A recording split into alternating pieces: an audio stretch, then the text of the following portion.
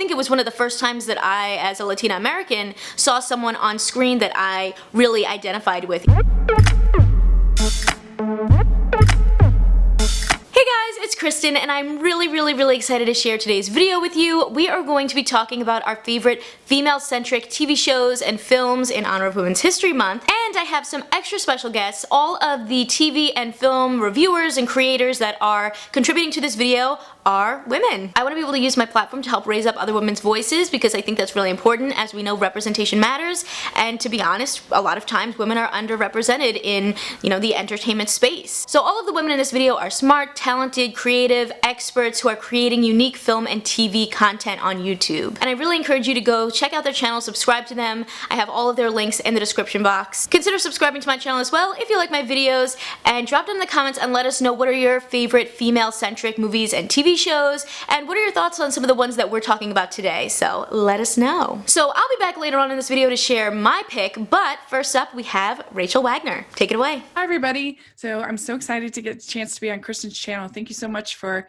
having me on. She asked me to talk about a female-centric film that I love, and the one I picked today to talk about is the film Clueless. And there are so many reasons why I love Clueless. It's also directed by a woman, written by a woman, Amy Heckerling, of course based on Jane Austen's Emma, which I think makes me like it even more because I love Jane Austen so much, and it's just sort of fun to see all the little parts of the story that are interweaving into this modern version. And I think this movie is so funny. There's so many things, especially when it first came out right when I was a freshman in high school, that I completely related to. And I think what they managed to do that's really hard is they take two characters that I think in most other movies would be villains. Cher and Dion, I think in other scripts would be the mean girls, but I think they managed to make two characters that could easily be unlikable, make them likable. And I think a lot of that is the two lead, Alicia Silverstone and Stacey Dash, as Cher and Dion and their friendship. I love her chemistry with Paul Rudd. It's so good. I mean, how does he still look the same? Who knows? But I've always really loved that dynamic. There's so many hilarious scenes. I love the scene on the freeway that I could totally relate to, because when I was 16, that actually happened to me, where I was not ready, and all of a sudden I'm on the freeway and my dad is freaking out. I'm freaking out because we're all just, it was a mess. He's like, hold on to the steering wheel. I think Christian was really one of the first gay characters that I ever really saw in a movie. Honestly, I really, enjoyed him, and his friendship with Cher is really nice. And I don't know, I just love the movie. It's one of my all-time favorite comedies, and I think that Amy Heckerling did an incredible job. Hey everyone, my name is Steffi, aka In My Humble Opinion, here on YouTube. I make all different kinds of videos, like reaction and review videos to different TV shows. I review movies, music. I even post some travel vlogs from when I went to different countries around the world. It's a fun time here. So one of my favorite female-centric movies growing up was, of course, Disney's animated film from 1998, Mulan. Apparently, according to my dad, Mulan was the first movie I ever saw in theaters, which is really cool. And I remember just being really obsessed with that movie. I had Mulan themed pajamas that I would wear all the time, and I'll Make a Man Out of You was my karaoke song for several years. So watching that movie, of course, as a young girl was really inspiring, and I don't even think at the time I was consciously thinking, oh my gosh, she is a strong female character. I was just thinking, she's a strong character, period. I think as I've gotten older, I really appreciate the fact that there was a movie like Mulan for a 5-year-old me to watch in the theater for the very first time.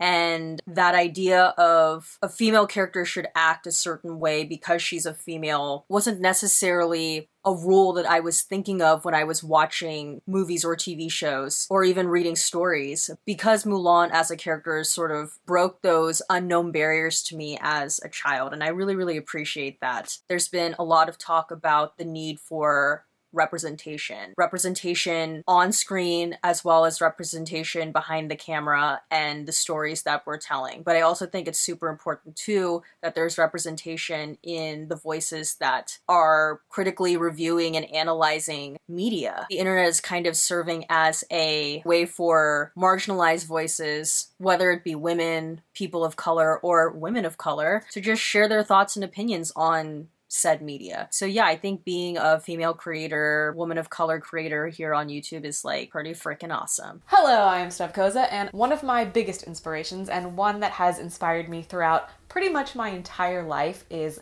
Buffy the Vampire Slayer. Specifically, I'm talking about the television series, not so much the movie, but the movie does still have Buffy kicking ass, so still counts. But I love Buffy because she is like this strong superhero chosen one. But even though she's chosen and doesn't really have a choice, she still always chooses to do the strong, selfless, sacrificing thing while still being a girl. I think a lot of the times when we have like this strong, powerful female character, they tend to write them more like a man. And while that can be inspiring and powerful in its own way, I kind of like seeing a feminine female hero who is still just as powerful, if not more powerful, than any other male superhero. I know when Joss Whedon was creating the character originally, he said, I always feel like there's this blonde cheerleader type in horror movies who always just gets killed in a back alley, and he just wanted this character to be like,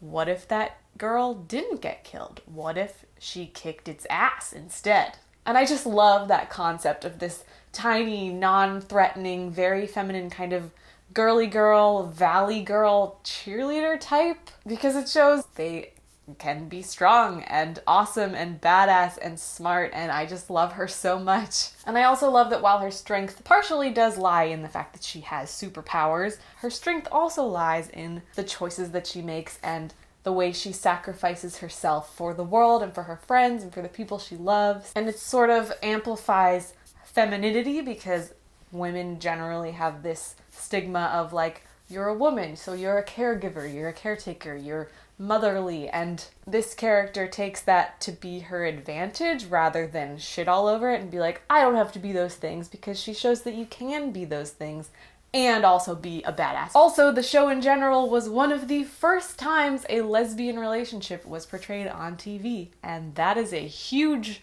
important thing. And also important to note that Buffy is not the only strong female character in the show. There are a ton of them, like Willow, the lesbian witch that we all love so much. It was super progressive for its time. People were kind of upset about it, but it was very exciting for the LGBTQ community because it was just a thing, and it just happened, and there wasn't even really any questioning of it. It was like, there's like a scene where Willow comes out to Buffy, and she like maybe for 10 seconds is like a little bit uncomfortable, but then she's like, what am I talking about? You're my best friend. Like, that's awesome. Good for you. And then they never address it again, and she's just gay, and it's amazing and wonderful. Not to mention she is probably the most powerful character on the entire show. Hi, I'm Ashley. I run the YouTube channel The Movie Oracle. Thank you, Kristen, so much for having me a part of this project and having me on your channel.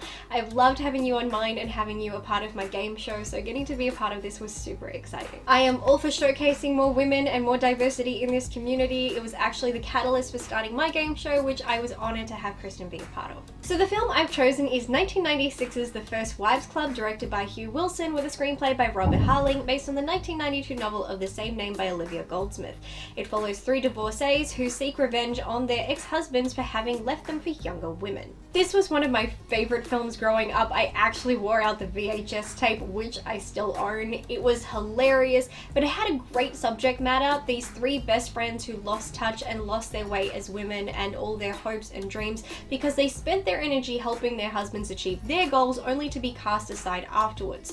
Tragedy brings them together again. We see them build each other up, help each other pass past hurdles and start their lives over again, showing it doesn't matter how old you are, you can achieve your dreams, you can start again, life doesn't end at a certain age, and being married or having children doesn't mean you need to stop caring about yourself. The revenge is hilarious and warranted in this film, but it's empowering. It's women supporting women on a large scale, and they are human, so they have hiccups along the way, but overcome them. Growing up, I watched a lot of LGBT plus themed movies, but they were always about men. This was the first film I ever watched that introduced me to other aspects of the LGBTQ plus umbrella, such as lesbians, and while it was a small factor in this film, I felt how they depicted lesbians in this film was far more tasteful and authentic than a lot of what I see in film and television today. As a woman who falls under the LGBT plus emphasis on plus umbrella, representation is very important to me, but more than that, authentic representation that doesn't rely on harmful stereotypes or myths. I want more variety of stories about LGBT women because I've yet to come across something I relate to. As for the main subject of this film, I love these stories about women over 40, played by women over 40, showing the variety of women and women's struggles at that age. This is still such a great film. All women kick ass in this film, and it is just another reason why I miss the 90s. I am so excited that Kristen invited me to be a part of this amazing group of female content creators as we share our favorite female-centric films or TV shows for Women's History Month. So for those of you who don't know me, my name is Sharona Williams, and I run a YouTube channel called Pay Your Weight, where I share my thoughts on film and television. I tell you, should you pay for the movie or should you wait for something better? So my choice for this amazing video is going to be a TV show called Living Single. So Living Single was actually created by a woman, a black woman by the name of Yvette Lee Bowser. And so she created Living Single. She also produced and wrote on shows such as A Different World, Hanging with Mr. Cooper, Half and Half. And this TV show centered around a group of 6 black young single professionals living in New York. They actually basically was the inspiration for another famous TV show that you guys know by the name of Friends. And so for me, this show really changed the game. It was one of the first times that you had a predominantly black cast of young professionals who were in their 20s and single, but most importantly, it made history as being one of the first shows to have a predominantly black female-led cast. This show gave me all my life, you guys. First and foremost, can we talk about Queen Latifah, who helped with the theme song? Who like, we are living a single. Don't demonetize me, you guys. But they had an amazing theme song. They had amazing characters. You had Queen Latifah, who played Khadijah. She was an editor at her own magazine. Her own magazine. On television, a black woman doing this. And so much that she was able to employ her quirky cousin, Sinclair, played by Kim Coles. So we had our favorite bougie best friend, Regine, played by Kim Fields, who was giving us the latest and the greatest in the fashion, always looking good from head to toe, had all the nice little wigs and hairdos. She was giving me all of my life. Who else can say that they can see this group of people? But most importantly, Erica Alexander, who played Maxine Shaw, a young black professional woman in her 20s, studying law. I literally wanted to go to law school after watching Maxine. I was like, I'm going to be a lawyer just like her. But you have this amazing TV show of black women who have their friends with each other. No matter what's going on through the ups and the downs, they always have their girlfriends to kind of, lean on and help them through any of their problems. And it was a show that not only showed you that black women are professionals, that they're beautiful, but also too that they're worthy of love, that they have amazing dating lives, that they have an amazing group of friends. And so that's why Living Single is so important to me. It's an absolutely fantastic show. It was literally gone too soon after only 5 seasons. I just had an amazing time. One of my favorite TV shows, and especially one of my favorite black female-centric shows as well. What is going on, everybody? Taylor here, and I am a host and content creator on the channel Finally Tailored. The films that I wanted to talk about today celebrating women in films, first one being Hustlers, because I think it is such a fantastic take on a movie that we get a lot of, but with typically male leads or male groups. And it's basically this very diverse group of women, both ethnically and in terms of just the backgrounds and families that they come from and the situations they live in, all deciding that they're going to do whatever it is they have to do to make their lives better and better their lives for their families. And that exists in moral gray areas and sometimes areas that even break laws.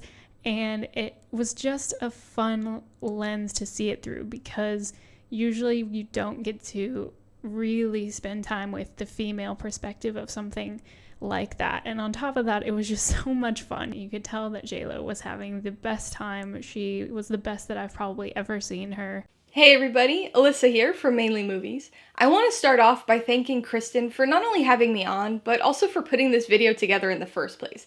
I think it's great that we get to talk about female-centric films and highlight lots of great female reviewers at the same time. I definitely recommend that you check out and subscribe to everybody featured in this video, including myself, for an assortment of movie-related content. As soon as Kristen told me about this video, I knew exactly what movie I wanted to talk about, A League of Their Own. Not only is it a fantastic female-centric story based on the real All-American Girls Professional Baseball League, but it was also directed by Penny Marshall, so it's a perfect 1-2 punch for Women's History Month. Even as a kid, this was one of those movies that I recognized as something special. Back then, I couldn't quite pinpoint what it was though. I knew it was different, but I mostly viewed it as a fun baseball movie because that was the context of my first 5 or so viewings. Baseball. Or more specifically, softball. As I'm sure anybody who's ever played softball before knows, watching A League of Their Own is a team bonding staple. I played softball, t-ball through college, and I don't know if there was ever a season that I didn't watch this movie with at least some of my teammates. The baseball aspect makes it an obvious choice for a team activity, but the themes and messages make it an even stronger option. Yeah, it's about baseball, but it's also about the glass ceiling, and teamwork, and female friendships, and sisters. It takes a largely female cast, a female director, and a female-centric story, but crafts something that's universally appealing and not heavy-handed at all. It's the type of movie that can just be viewed as a fun underdog sports comedy, but it's also an impactful and inspirational story that girls and women everywhere can resonate with. What's up? I hope you guys are having fun with this video, meeting other female creators, and also learning about some of their favorite movies and TV shows centered around strong women. The show that I am here to talk about today is Ugly Betty. For those of you who might not know, Ugly Betty has a vast history. It is originally a Colombian show called Yo Soy Betty La Fea, and it's about a girl who is a quote-unquote ugly duckling who eventually, becomes a swan, finds herself. What's really cool is that, this Colombian show's story became so popular, it transcended countries. There are versions of Ugly Betty all over the world because the story is just so universal. My favorite version particularly is Ugly Betty starring America Ferrera. I think it was one of the first times that I, as a Latina American, saw someone on screen that I really identified with. She's smart, she's ambitious, she's optimistic, her Spanish isn't great. There's all these people trying to tell her what she can and can't do, and she just, keeps persevering. And for me, that was just something that I really connected with, and I think it's just a really great feeling to see someone and be like, wow, that represents me. Betty always stayed true to herself. She was hardworking, she was a good person, and even as Betty sort of changes over time, it's not like a dramatic, oh, she's an ugly duckling, now she's a supermodel. It was very gradual of Betty just coming into her own and blossoming as her own person. I think you really get to see Betty's inner beauty shine through. And just to know also that America Ferrera is such an amazing person outside of playing the role of Ugly Betty. She's an activist, she's very smart, and is trying to make a difference in the world. That also is really cool. Additionally, there's so many other great characters in the show as well. Another one that really stands out to me is Wilhelmina Slater, played by the incomparable Vanessa Williams. This is a character that, could be seen as the evil villain, and sometimes she was, but she was very layered. She definitely had a very comedic aspect to her. There were times when she was heartfelt. There was times when she was really ambitious and, cutthroat, and other times when she was, in love and kind of trying to figure out a new path for herself. And as much as Ugly Betty is sort of like this telenovela, a little bit dramatic, at the same time, I think they did a really great job in the way that they portrayed their women. They made them leaders, they made them stay true to who they are, and they gave them a lot of levels and dimensions to them. So that is why Ugly Betty is one of my favorite shows celebrating strong women. Hello everybody, and hello Kristen Kristen, thank you so much for having me on your channel. My name is Bruna. My channel is Bruna Full of Sugar. I post videos with fun facts and trivia on many different films, and I also share parts of my filmmaking journey, so if you're interested in that, come check it out. Now, this might be a bit of a controversial choice, but my favorite female-centric film is actually Sicario, directed by Denis Villeneuve and written by Taylor Sheridan. This film is basically about a woman in a men's world. Emily Blunt plays Kate Macer. Everyone around her basically doubts her, and she's this observant character that pretty much watches as men try and destroy themselves. I actually wrote an essay on this film and other Denis Villeneuve films. Writing a good character isn't about gender. I love the character of Kate Macer because she's a conflicted character, and I love how throughout the film you get to see and experience the world through her eyes. I believe this film is incredibly empowering. Not only that, I think Sicario is a great example of how you can transform a typically male-centric genre and add in a kick-ass female protagonist. Even though the film tries to tell us that Kate isn't exactly the big boss in the situation and that she's not in control, the truth is, when it comes to the narrative, she's the one in control. I won't spoil it in case you haven't seen it, but that is why at the end of the film she is given the most important decision of all. Should I try and do justice the way these men want me to do, or should I just keep my morals? And I just think that is a great character arc for her. Now, when you think classic films, feminism may not be the first thing that comes to mind, despite the scores of strong female cast, crew, and characters. With that in mind, I bring you 1962's Gypsy, the fictionalized account of burlesque entertainer Rose Louise Horvath, otherwise known as Gypsy Rose Lee. We start on the vaudeville circuit. Louise is part of an act that features her sister, June, as the lead performer, and their mother, Rose, as the manager/choreographer. Over the years, Rose's goal is to make June a star, while Louise obediently followed playing whatever role was needed. All this changed when June ran away with one of the backup dancers after growing tired of Rose's interference in her life. Louise was brought in as the lead, and eventually they ended up at a burlesque theater, performing a typical musical act. Rose promised to settle down after the show ended, creating a normal life for Louise. But this changed on closing night when the burlesque's lead performer didn't show up. Rose talked Louise into taking on the role, and this set both of their future paths. Louise's as a burlesque performer and stripper, Rose's without control over her daughter's life. Louise was awakened and embraced the role. She saw what laid ahead and didn't look back. Whatever the moral implications, she found the success that her mother couldn't give her. Rosalind Russell, who played Rose, was known for strong, modern characters throughout her career, from The Women to Auntie Mame. Her Rose character was no different. She was forceful, and despite the way she went about it, her intention was to give her daughters the things that she didn't have. She put aside the norm for women in the 20s and 30s for something very countercultural. Hello everyone, I'm Rachel from Rachel Reviews Everything. Over on my channel, I review a little bit of everything, including movies and television shows. So last year, I absolutely fell in love with this new show called Emergence. Emergence stars Allison Tolman as Police Chief Joe Evans, who discovers a young girl near the site of a mysterious accident. And the show is all about unraveling the mystery behind this little girl, because she doesn't have any recollection of who she is or where she's come from. This show definitely takes you on a few twists and turns, but it's all done so well that you never really feel lost while you're watching it. But what I love the most about Emergence is the fact that it makes an incredible example of how women should be represented in television. The show features several female characters, all of different ages, each one unique in their own way. But Jo Evans, our main character, is really something special. She's strong yet sympathetic, and comes off as a true leader not only within her job, but within her family as well. She is also separated from her husband, but the two stay in each other's lives for the sake of their daughter Mia. Although she's a career woman with a very difficult and demanding job, she still manages to be an incredibly loving mother. She has a great deal of respect for her ex-husband, but she also has enough confidence in herself that she can live her life as a working mom independently. And for those reasons, Emergence has become very important to me when it comes to female representation. What's up everyone, it's Stephanie from Minute Movie Pop, and I'm here to talk about a film that really inspires me. I'm sure you've all heard of it and you've seen it. It's called Wonder Woman, directed by Patty Jenkins and portrayed by Gal Gadot. Firstly, I love the way they portray women in this film. They're strong, independent, they work together for a greater good, and they're always there for each other. Secondly, my main inspiration comes from Diana herself. I identify myself with her in so many ways. The way she's always trying to find the good in people and the things around her. She's always there for anyone who needs her.